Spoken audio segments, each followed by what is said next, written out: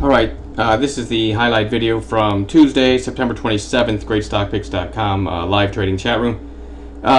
Really uneventful day. I mean, I had one official call, and that was US Steel, the letter X, up over this base, 24.57 if it got there, which it did right there, and went to 24.97. A big 40-cent move before coming back to my entry.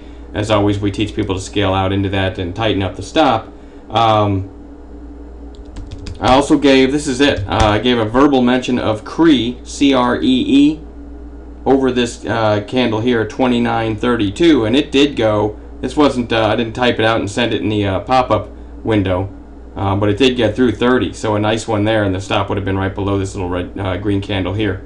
But I didn't take it. I gave a verbal, hey, CREE could work, and it did. And then late in the day, mentioned Walgreens as it was dabbling around support here. Mentioned Walgreens over this green candle at 33.76. Again, I didn't take this one either. I only took US Steel today, and went to 34.08. So about what, a 33-cent move before coming back to the entry. And that was the extent of the calls today. I'll try to show you why here.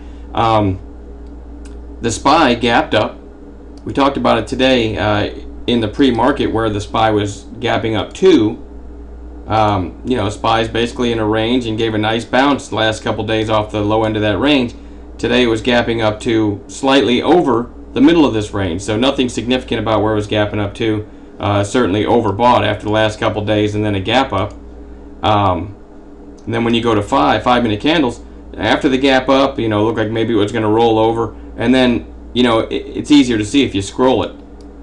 So then it gets through the high of the day, but then, you know, then a big candle, and it's just really grinding sideways most of the day. Pretty soon here you see it take out the high again, but then right back into the base for hours, sideways for hours, then takes out the high of the day and then loses it at the end of the day. So up until the last hour, I just couldn't find entries on anything really.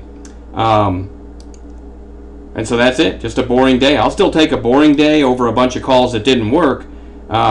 And most of the day, the SPY was in a very narrow range, except for the sell-off at the end. So that's it. Not a great, I hate to call it a highlight video, but that was all the calls from the day. And hopefully tomorrow will yield some better results. So we'll talk to you later.